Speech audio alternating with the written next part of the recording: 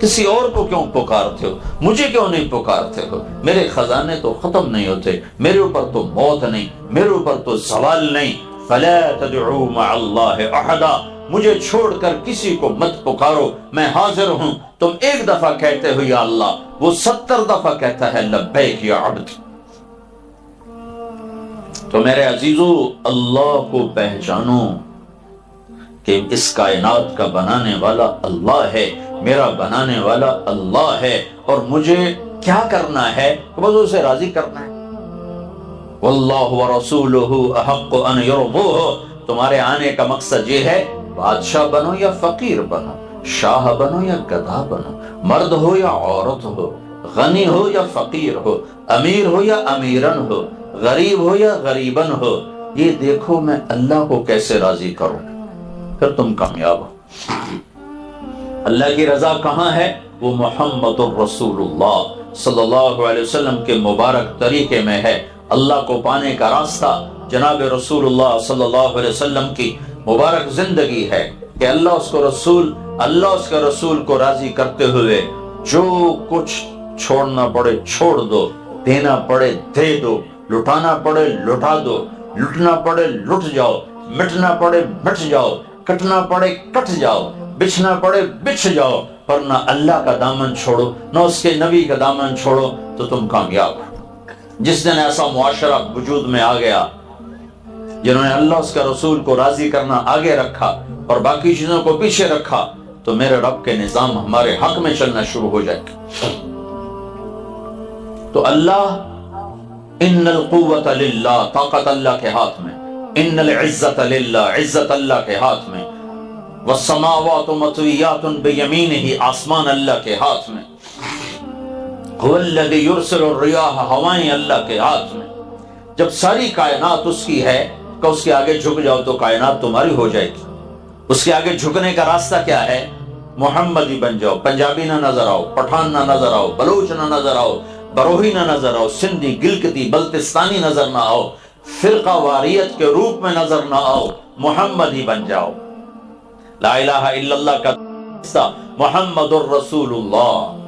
جب آپ معراج پہ گئے، آپ نے اللہ سے پوچھا یا اللہ، ابراہیم تیرے خلیل، موسیٰ تیرے کلیم، داؤد کے لیے لوہا نرم، سلیمان کے لیے ہوا تابع، عیسیٰ علیہ السلام ان کے لیے مردہ زندہ، تو فماذا جعلت لی، میرے لیے کیا ہے؟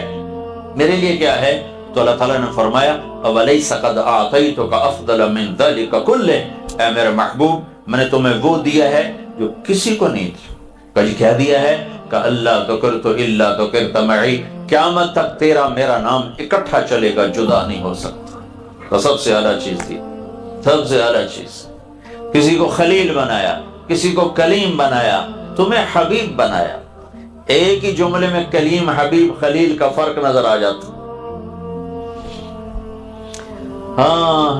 موسیٰ علیہ السلام کو اللہ نے کلیم بنایا اور نے کہا رب اشرح لی صدری، اللہ میرا سینہ تو کھول، مانگا، اللہ نے کھول دیا۔ اور اللہ تعالیٰ نے اپنے نبی کو مانگنے سے پہلے فرمایا الم نشرح لک صدرک، میں نے تیرا سینہ کھول دیا۔ موسیٰ علیہ السلام نے کہا ویسر لی امری، یا اللہ میرا کام آسان کر دے۔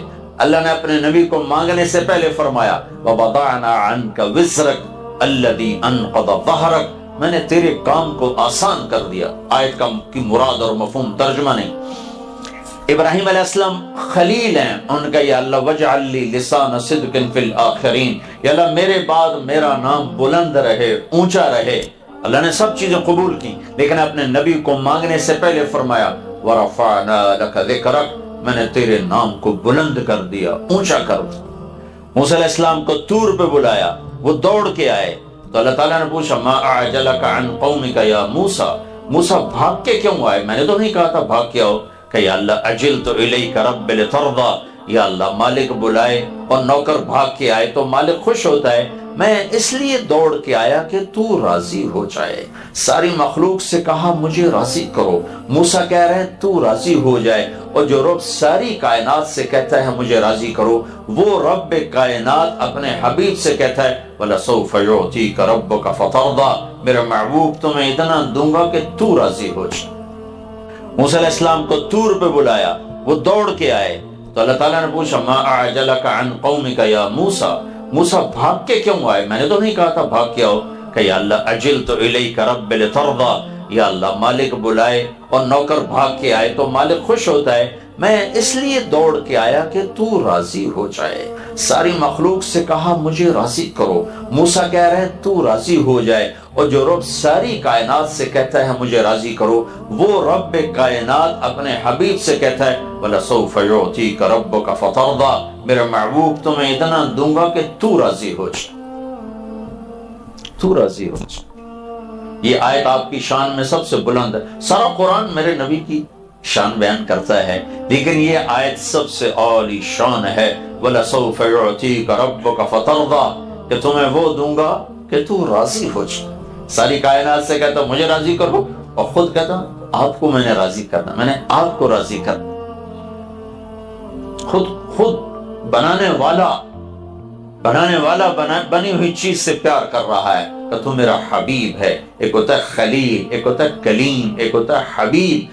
حبیب وہ اسے کہتے ہیں جس کی محبت کی انتہا کوئی نہ ہو. خلیل اسے کہتے ہیں جس کی محبت دل میں گڑ جائے، اور حبیب اسے کہتے ہیں جس کی محبت کی کوئی انتہا نہ ہو. تو اللہ میرے نبی، آپ کے نبی اللہ کے حبیب بھی ہیں، خلیل بھی ہیں، کلیم بھی ہیں.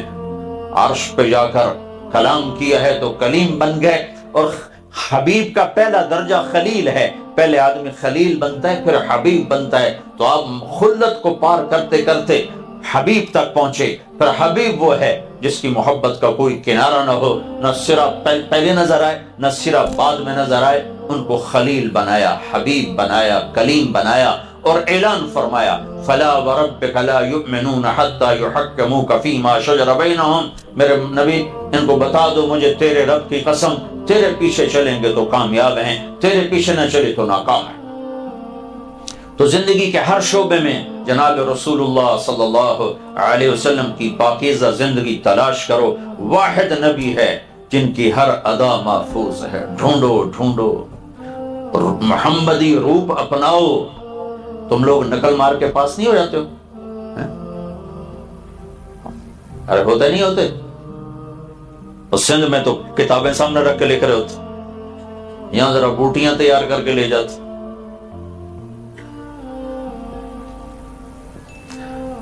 تو نقل مار کے تم انجینئرنگ پاس کر لیتے ہو، تم اپنے نبی کی نقل اتارنا شروع کرو، آخرت پاس ہو جائے گی.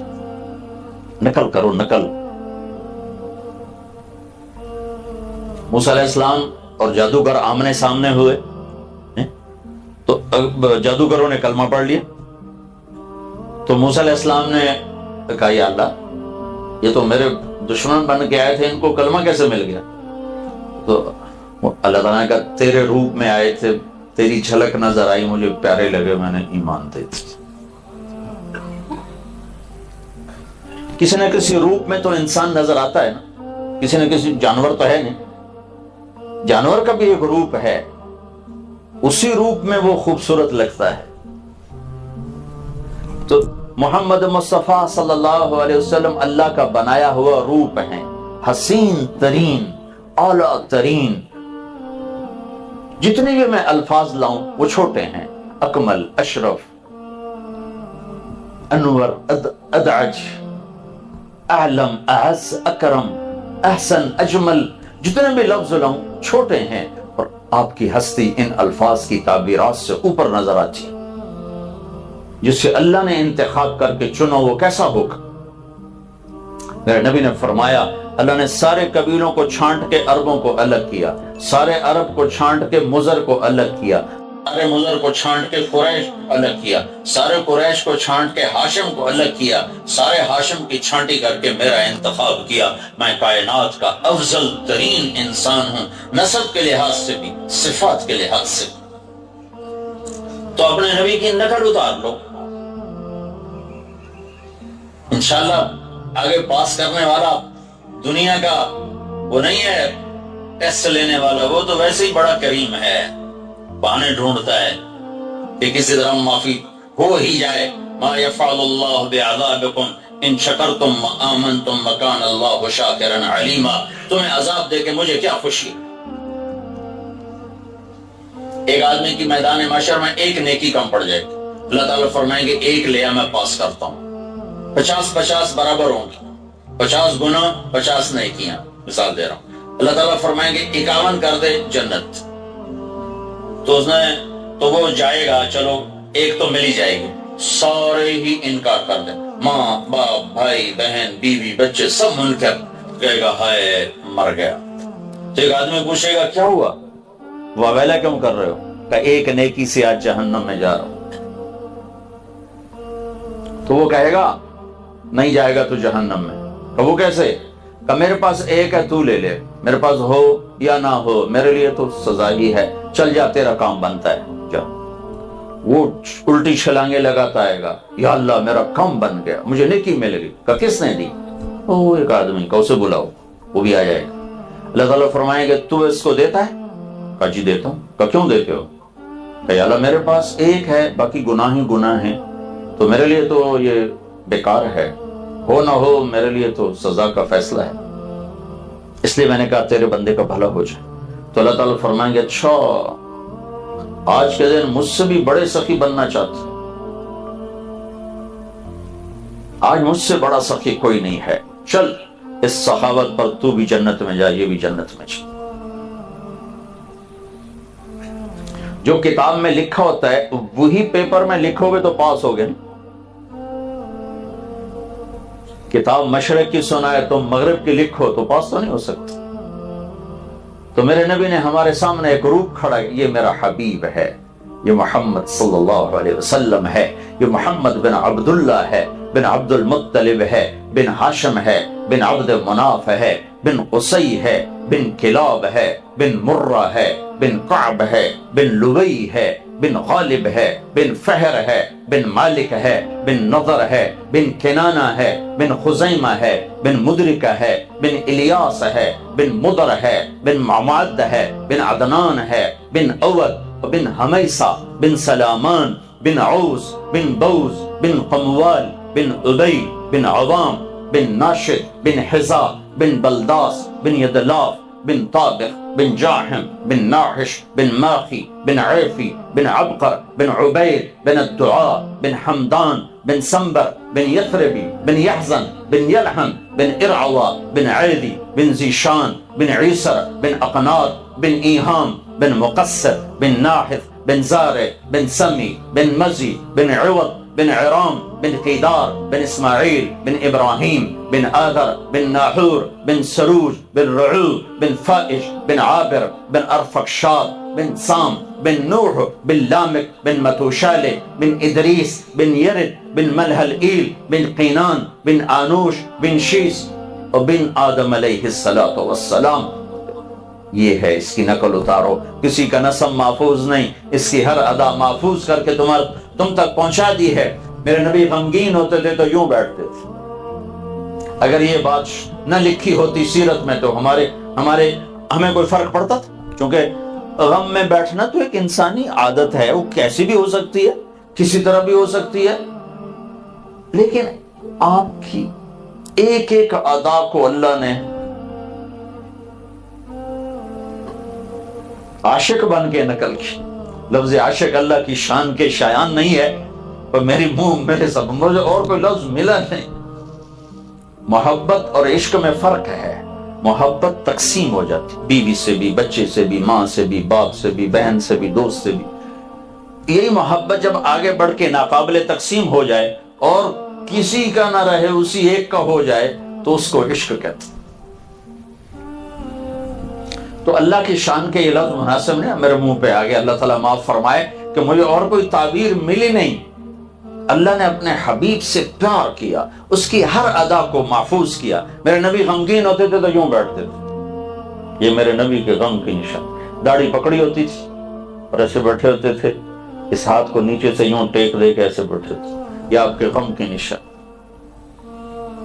جب آپ خوش ہوتے تھے تو آپ کے یہاں گالوں سے نور نکلتا ہوا نظر آتا تھا، جب آپ غصے ہوتے تھے تو اظہار تو فرماتے نہیں تھے، پی جاتے تھے، یہاں ایک رگ تھی جو ایسے پھڑکنے لگتی تھی، یہ آپ کے غصے کی نشان۔ جب آپ کسی پر ناراض ہوتے تھے تو ناراضگی کا اظہار کیسے ہوتا تھا؟ سبحان اللہ، ادھر سے آ رہے ہیں ابو ہریرہ، آپ ان سے ناراض ہیں، تو آپ کی نظر پڑی تو بس آپ یوں کر کے بیٹھ جاتے تھے.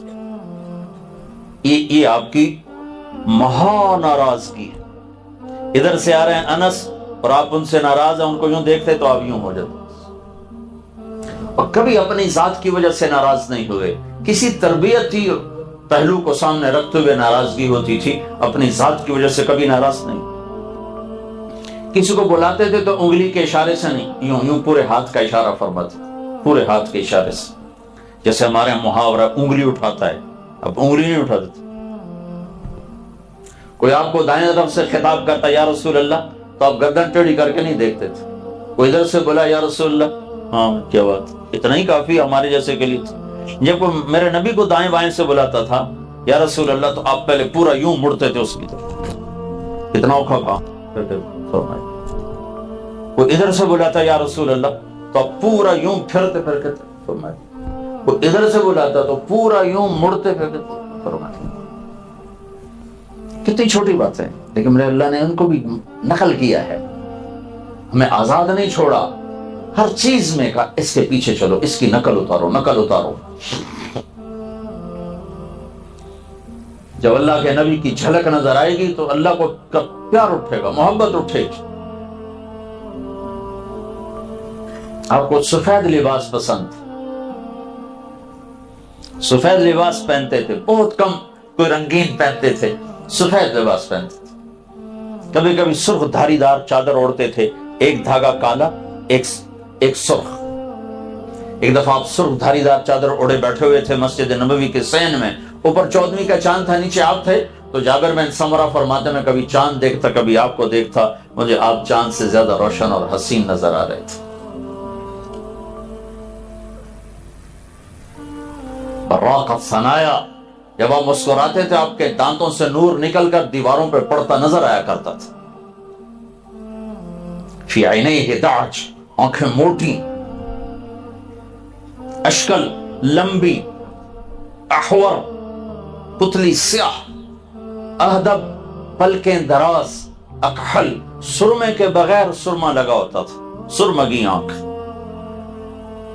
یتلالو وجہہ تلالو القمر لیلۃ البدر، 14ویں رات کے چاند کی طرح آپ کا چہرہ چمکتا تھا.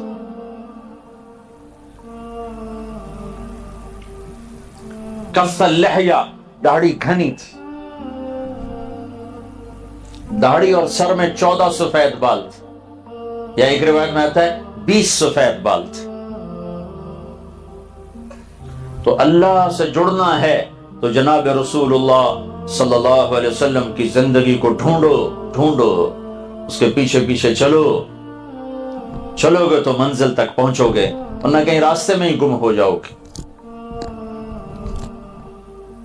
یہ واحد نبی ہیں جن کو پیدائش سے لے کر آخر تک ہر چیز کو اللہ تعالیٰ نے محفوظ کر دیا، ہر زبان میں محفوظ کر دیا.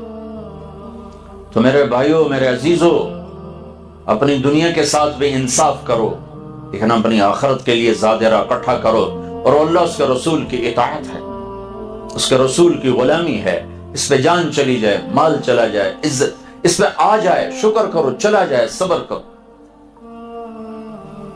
اس مہینے کا پیغام دیا ہے اللہ کے رسول نے اپنے گھرانے کے ذریعے سے کہ سارا گھر ذبح کروا دیا، لیکن اللہ کے حکم پہ آنچ نہیں آنے دی.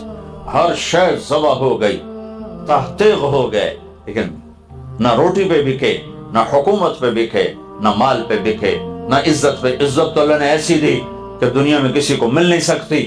سب چیزوں کو تج کیا کہ اللہ تجھے نہیں چھوڑ سکتا، تجھے نہیں چھوڑ سکتا.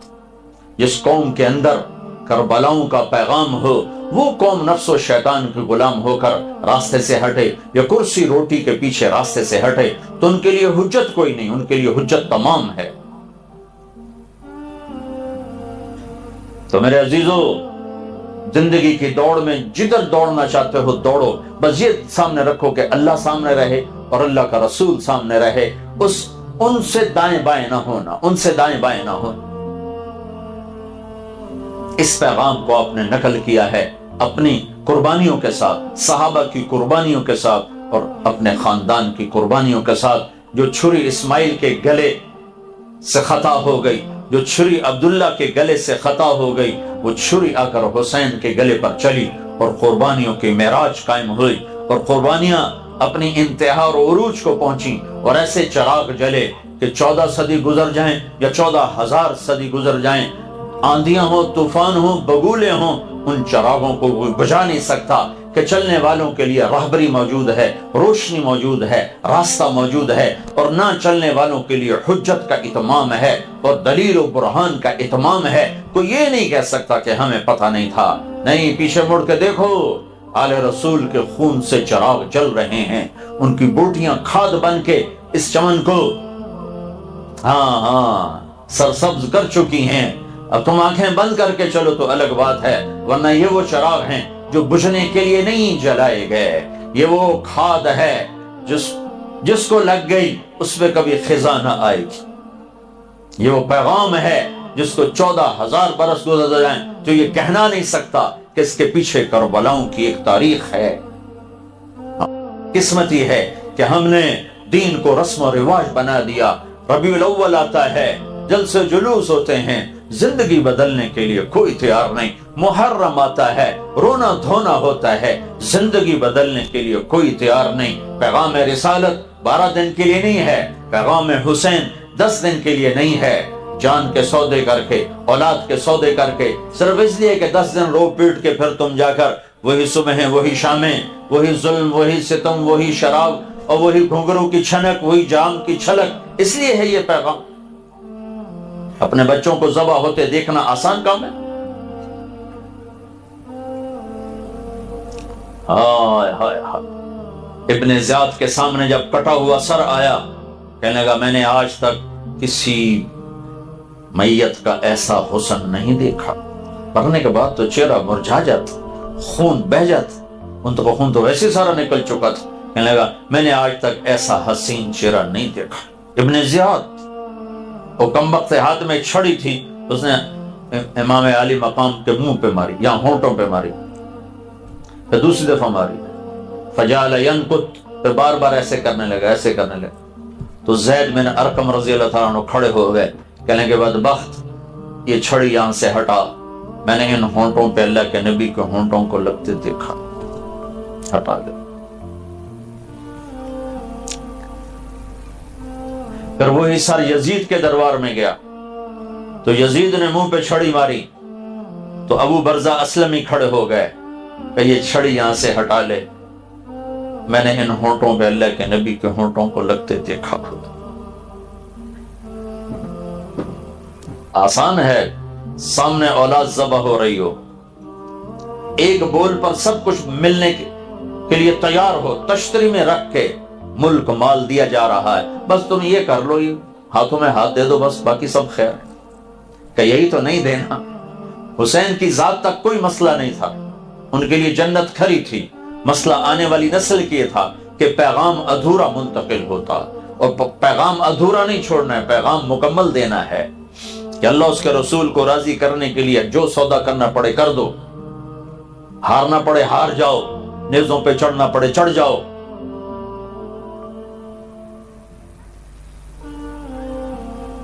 پانچ بھائی ساتھ شہید ہوئے، عبداللہ، جعفر، عثمان، ابو بکر، عباس، مشہور عباس ہیں، 4 ساتھ یہ بھی ہیں، اور چھٹے خود۔ یہ 5 فاطمہ کی نسل سے علاوہ ہیں، دوسری بیویوں سے، فاطمہ کی نسل سے حسین ہے، باری باری سب شہید ہو رہے ہیں۔ اپنے بیٹے ابو بکر، عبداللہ، علی لاشیں تڑپ رہے ہیں، حسن کے بیٹے قاسم، عبداللہ، علی، عبداللہ بن جعفر کے بیٹے عون اور محمد، مسلم بن عقیل کے بیٹے عبداللہ، جعفر، عبد الرحمن، ایک ایک کر کے ذبح ہوتے دیکھ رہے ہیں، یا اللہ تو راضی ہے، راضی۔ آخری بیٹے عبداللہ رہ گئے، سب سارا خاندان بھی کٹ گئے، ایک عبداللہ رہ گئے، ان کو بلوایا پیار کرنے کے لیے، 2 سال کا بچہ تھا، ان کو خیال تھا انہیں تو کوئی کچھ نہیں کہے گا، لیکن اللہ بہت بڑے امتحان میں ڈال چکے تھے۔ اس چھوٹے معصوم بچے کو گود میں بٹھا کے دیکھ رہے تھے، ابن الموقد نے تیر پھینکا جو گلے کے پار نکل گیا، سیدھا خون کا فوارہ نکلا، اپنے ہاتھوں میں لیا، یوں آسمان کی طرف اچھال دیا، اے میرے رب تو راضی ہے تو مجھے کوئی کھلا دے۔ تو جہالت نے اس کو بھی ایک رواج بنا دیا، ربیع الاول کو بھی رواج بنا دیا۔ یہ تو پیغام ہے زندگیوں کے بدلنے کا، اللہ کے لیے ہر قربانی دینے کا پیغام ہے۔ اللہ نے سب سے عالی خاندان بنایا۔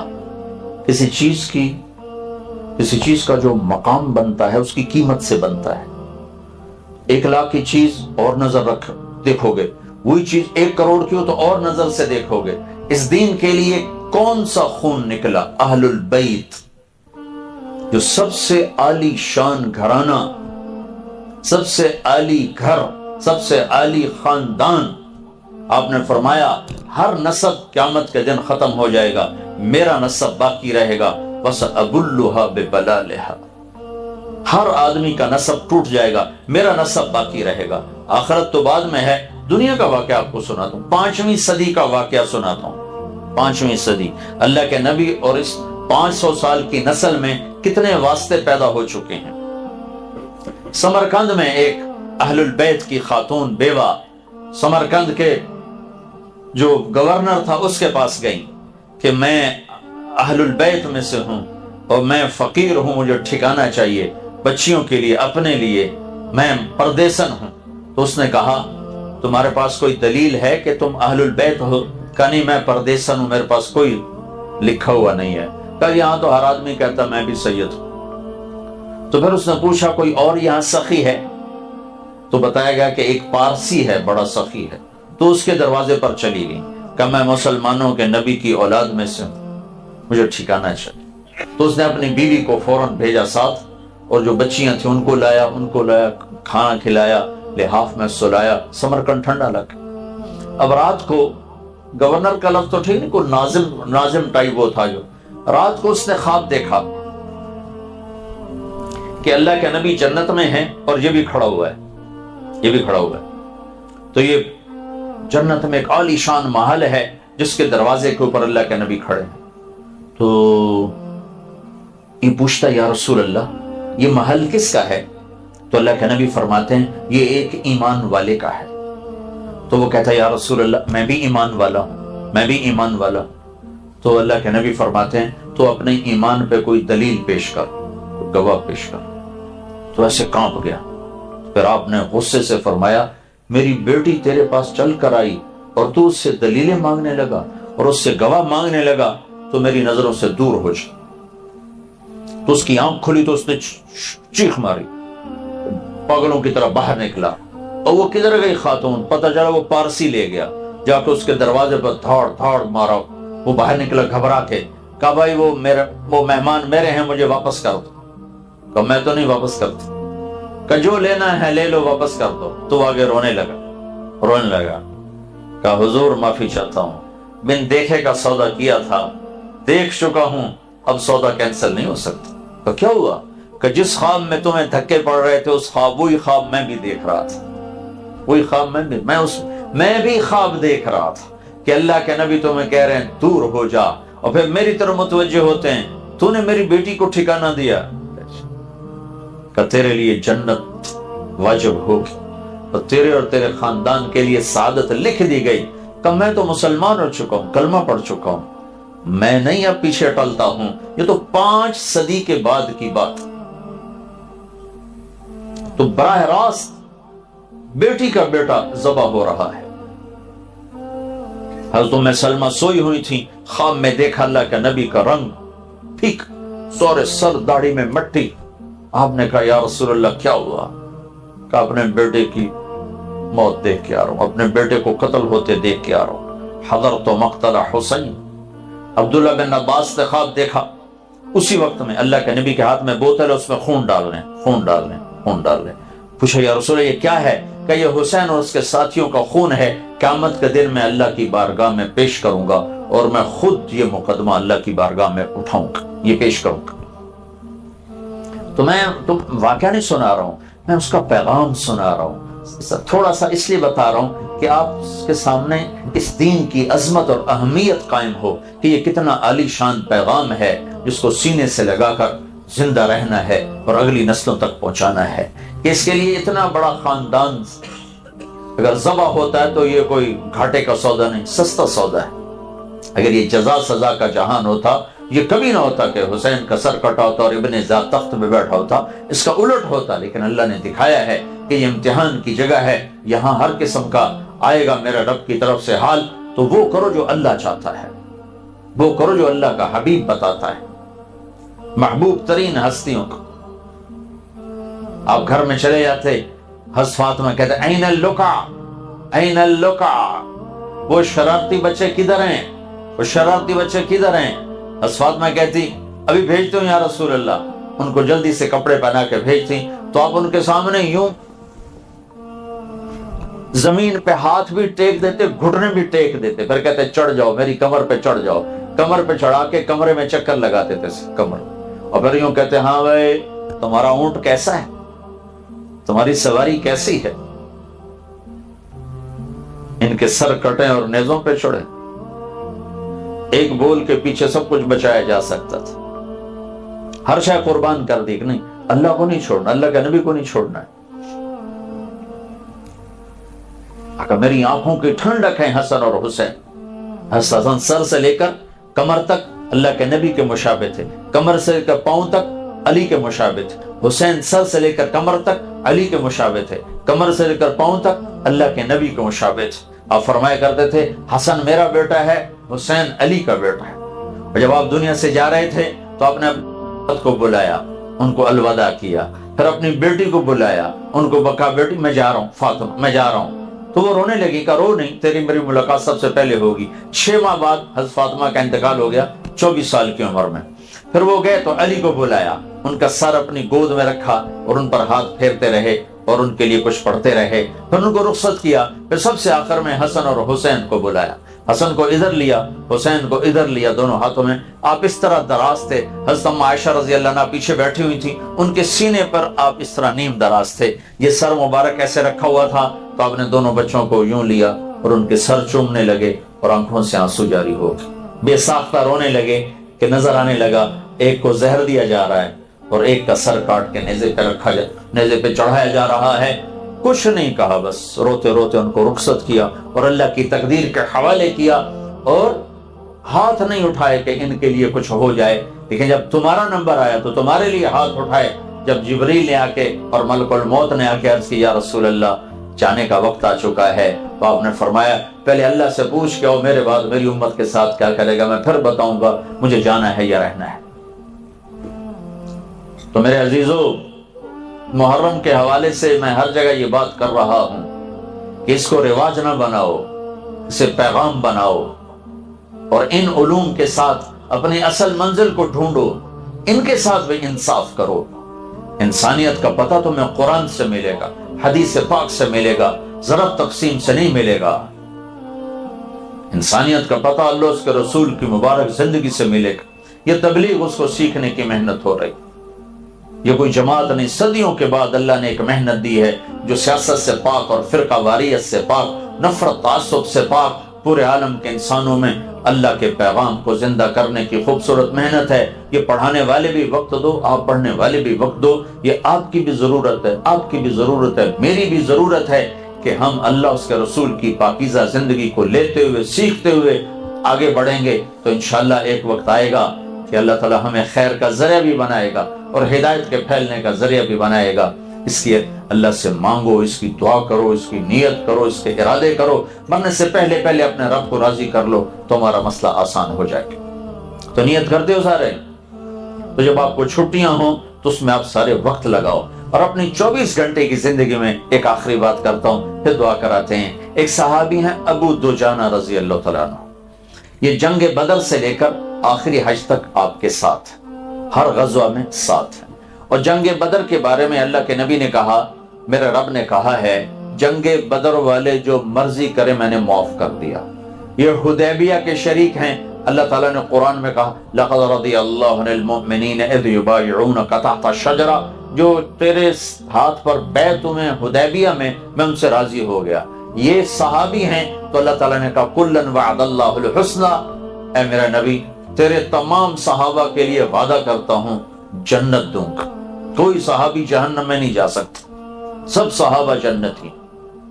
لیکن یہ ابو دجانہ کیا کہہ رہے ہیں کہ میرے پاس بخشش کا سب سے بڑا عمل بس ایک ہے، ان ارجع عملی عندی یوم القیامہ، قیامت کے دن میرے پاس بخشش کا سب سے بڑا عمل ایک ہی ہے، بدر نہیں، احد نہیں، خندق نہیں، حدیبیہ نہیں، فتح مکہ نہیں، آخری حج نہیں، خیبر نہیں۔